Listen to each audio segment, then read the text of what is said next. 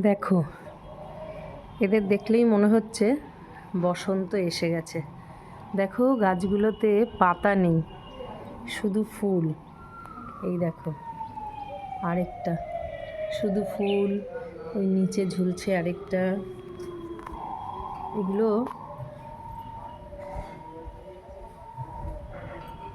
আমার ওপরের বারান্দার ফুল। এই যে এই গাছগুলো সারাক্ষণ আমার সঙ্গে থাকে। ঘুঘু পাখিতে দেখো এমন পটি করেছে দোলনায় আমার। এইখানে আমি একটু বসে আকাশ বাতাস রাস্তাঘাট দেখি। একটা ছোট্ট গাছে দেখো কতগুলো ফুল হয়েছে, ও পড়ে যাচ্ছে ভারে, তাই একটু এরম করে রেখেছি।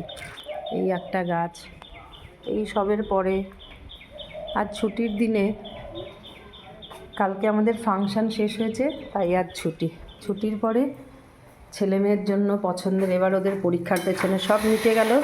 পরীক্ষার পেছনে এবারে ফোকাস করতে হবে।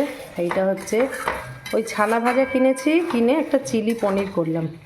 তার মধ্যে না টেস্টিং করার জন্য আমাদের এই সমাধির দেওয়া মেথি পাতা ছিল, একটু পাতা ওর মধ্যে দিয়েছি। আশা করছি, হ্যাঁ খেয়ে দেখলাম ভালোই হয়েছে খেতে। এইটা হচ্ছে সেই চিলি পনির। রাত্রিবেলা সমাধির দেওয়া মেথি দিয়ে মেথির পরোটা করব, সেটাই খাবো। কি করব, গতকাল অবধি ওই ফাংশানের একটা উন্মাদনা ছিল।